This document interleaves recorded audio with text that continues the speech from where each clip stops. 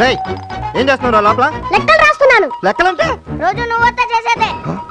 వీడేదో నా కంపల్ ముంచేటట్టున్నాడు. రేయ్ ఏం చేస్తున్నావు లోపల? కనబట్లా లెక్కలు రాస్తున్నా. ఏడ్చావు కానీ బయటికి రా. నేను రాను. సరే అమీర్పేటలో యాక్సిడెంట్ అయి పెద్ద ట్రాఫిక్ జామ్ అయిందంట. నేను అత్త పిల్లలు అందరూ వెళ్ళి చూసేస్తాం. నువ్వు ఇక్కడే ఉండే. నేను వస్తా. మరి బయటికి రా.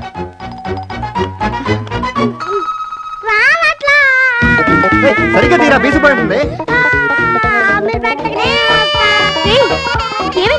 ఏడమ్మాకండ్రా ఏడుకు తలిపోతుందా? ఏమిటి ఏమిటి ఏమిటండి ఏమైంది? అది లెక్కలు రాసుకుంటాం లోపలికి వెళ్ళి తలిపేసుకున్నాను. ఇప్పుడు అది రావట్లా. నాయన మా అమ్మాయి కూడా లోపల ఉందండి.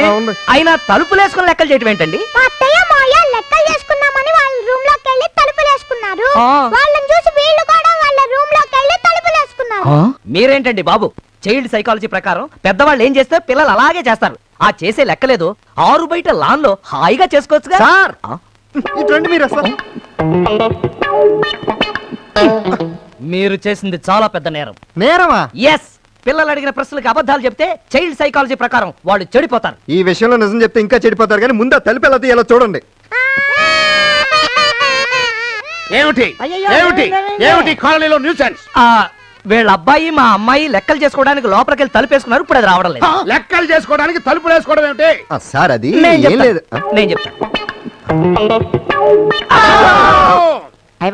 పగలు పూట ఇలాంటివి మా కాలనీలో ఒప్పుకోను. మెట్ట మధ్యాహ్నం పూట మీరు మాత్రం అటువంటి పనులేమిటి సార్? కరెక్ట్. అలా నిలదీయండి. చైల్డ్ సైకాలజీ ప్రకారం ఎంత నేరం. ఏంటి సారు ఏమైంది? నేను చెప్తాను. ఏంటండి మీరు చెప్పేది? ఊరంతా తరివేస్తారా? మీరు ఆగండి. ఇందులో అతను తప్పేం లేదు. అతనిలో ఇలాంటి కోరిక కలగడానికి కారణం ఈ ఇంట్లో ఉన్న వాస్తు దోషం. అంటే అనండి, ఇప్పుడు 25 ఏళ్ళుగా మా ల్యాన్స్ నాయక్ గారికి అటువంటి కోరిక కలగకపోవడం కారణం కూడా వాస్తు దోషమేనా? ఏ టాపిక్ వచ్చినా కానీ చివరికి నాకు లింక్ పెడతాడు సార్. మీరు ఉండండి. మీరు కాదు, ఇతను ఉన్నాడు. ఇంత మనిషి ఏడాది ఒకసారి కూడా లెక్కలు తోడు. మరి అతని గురించి చెప్పుకోరే ఖాళీలో మీరంటే అవసరం నాకు అర్థం కాదు. నువ్వు నోర్మిరా, అది మీ పర్సనల్ విషయం సార్. సార్ మీకు లెక్కల పుస్తకం లేదు సార్. ఉన్నా మీరు లెక్కలు చూడరు సార్. అసలు ఆ విషయం వాళ్ళకి సార్. నీకు దండం పెడతాను రా. నా లెక్కల పుస్తకం తిరిగిపోయింది దేవుడు. సైలెన్స్. సార్ ఇతను చెప్పిందంతా నిజమేనా సార్? విన్నావా? నువ్వు సామాన్యుడు కాదు రోయ్. అవతల పిల్లలు ఏడుస్తున్నారు. ఏదో ఒకటి చెయ్యండి. సార్ సార్ సార్ నా తలుపుని పేల్తా సార్. నాకు 1000 రూపాయలు ఖర్చు అవుతుంది. నువ్వేంటయ్యా ఇంత బాడీ పెంచావు? భుజంతో తలుపుని ఇలా ఇలా కొట్టి తలుపు తీలేవా? ఒక్క దెబ్బతో తీస్తా. గేదె బాగుందయ్యా. పళ్ళు కళ్ళు సుళ్ళు అన్ని బాగానే ఉన్నాయి. కానీ నువ్వేమో 600 చెబుతున్నావు. నా దగ్గర 300 ఉంది. మనం ఎంతైనా తండ్రి కొడుకులం కదా. అమ్ముడు నేను ఇస్తాను. గేదెను కొనేసే శీర్షకం పంచుకున్నా. నీకు 300 ఎక్కడివిరా? అమ్మగారు ఇచ్చారు. ఇస్తుంది. అసలు కొంటారా లేదా? నేను చెప్పినట్టు బాగా పంచాలి. అలా కానీ ముందు డబ్బులు ఏంటి బయటికి రానంటే డబ్బులు. ఇదోనయ్యా. అయ్యా దూరం వచ్చింది, జాగ్రత్తగా పాలు పిండుకోండి. పర్వాలేదు, వీడున్నాడు. అయ్యా ఈ పూట పాలు పిండలేదు, జాగ్రత్తగా పిండుకోండి బాబు. అలాగే ఎరా గేదెను బాగా మచ్చు. వెనక బాగు నీదే, ముందర బాగు నాది. భలే చెప్పావురా. అప్పుడు కాదు మీ నాన్న కష్టపడి. అదేం కుదరదు. వెనక భాగం నాకు ఇచ్చి ఊడిగం చేద్దామనే. నేను చస్తే ఒప్పుకోను. నాకు ముందు భాగమే కావాలి. మేత వేసుకుంటాను. కొమ్ములకి రంగేశాను. దాని అమ్మ రంగు వేసుకుంటాను. తొందర రావయ్యా గేదె తీసుకుని. బావగారు ఎక్కడమ్మా? నగలు తీసుకురావడానికి వెళ్ళారు. ఓహో, డైమండ్ నెక్లెస్ అయ్యి ఉంటుంది.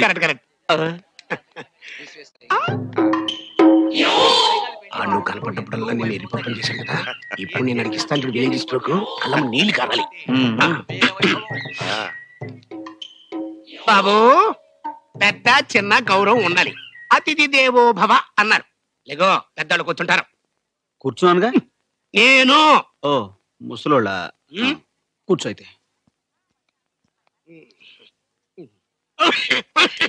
ఏంటి బాబు సెటిల్ అయిపోయా? కానీ మంచిని తెచ్చిపెట్టా.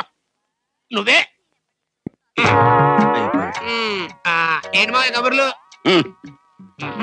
రే పెద్ద నీ కొంత సీట్ ఖాళీ చేశారు. కూర్చోరా. ఇదేంటయ్యా ఇంటికి పెద్దలను పట్టుకుని మంచినీళ్ళు తెమ్మడం ఏమైనా బాగుందా? ఎవరు కవయా? రోడ్డు మీద జాతర చూసేవాడు మెడలో ఏనుగు దండేసినట్టు క్యాంటీన్ నడుపుకునేవాడు ఆ అదృష్టం కలిసి వచ్చి ఇంటికి పెద్దలుడు అయ్యాడు. మంచినీళ్ళు అందించడం, కాఫీలు కలిపించడం అడికి అలవాటే.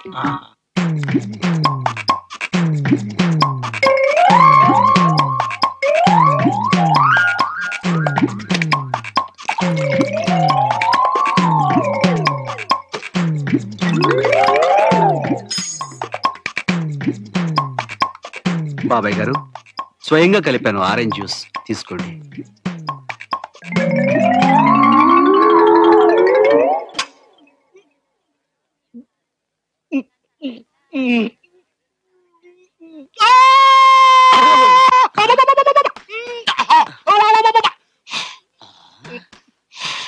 వాడి కళ్ళంపడి నీళ్లు తెప్పిస్తానని చెప్పి నువ్వు కార్చుకున్నావేంటి నాన్న నీళ్లు?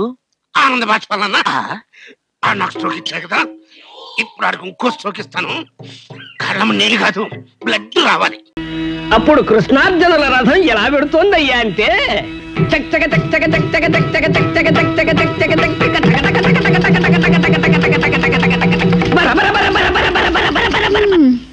ఏమిటి ఆపేశావి? లేకపోతే ఏమిటండి, రథం ఎంతసేపు అలా వెళ్తూ ఉంటుంది? పిచ్చిదానా, ఇది జీవన న్యాయమే. మన దగ్గర ఉన్న కథ అంతా ఒక్క రోజునే చెప్పేస్తే ఆ తర్వాత వాళ్ళకి చెప్పడానికి మన దగ్గర కథే ఉండదు. అందుకని ఈ రథం ఇలా ఓ 15 రోజుల పాటు నడుస్తూనే ఉండాలి. ఏడ్చినట్టుంది, కథను ముందుకు నడపండి.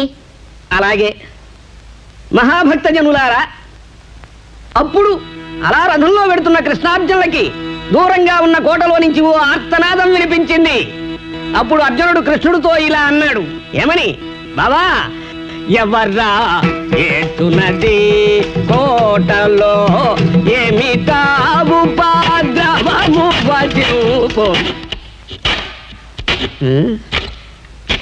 నువ్వు వాయించు. ఎవర్రా ఏటున్నది కోటలో, ఏమిటా ఉపద్రవము వజూపు. అబ్బబ్బబ్బబ్బా, ఏమిటండి అప్పుడు? వెళ్ళి ఆపమని చెప్పండి. గారు వస్తున్నట్టున్నాడు. ఏమిటి ఈ విధముగా ఏమిటి శబ్దాలు? రైస్ మిల్లాడించినట్టు మాకు మతులు శృతులు రెండూ పోతున్నాయి. మేమేం కథలు ప్రాక్టీస్ చేసుకోక్కర్లేదా మాస్టారు? బాస్, వీడి సంగతి చూడు. మా కొంప మా ఇష్టం, అడటోడిరా. వదిలేస్తే వెళ్ళిపోతా. ఏమిటండి అలా పడ్డారు? తోస్తే పడకతోస్తానా? ఏమిటా కథ ప్రశ్న? నువ్వు వాయించు, నువ్వు శృతైవే. ఇంకా దేవదేవుడు వచ్చిన నా కథాపను. ఎవట ఎత్తునది కోటలో, ఎమిటా ఉపద్రవము వజూపుము. ఎవట ఎత్తునది. ఎవరు మిమ్ము పంపినారు చెప్పుకు పోయలికలార, ఎవరు మిమ్ము పంపినారు చెప్పుకు పోయలికలార.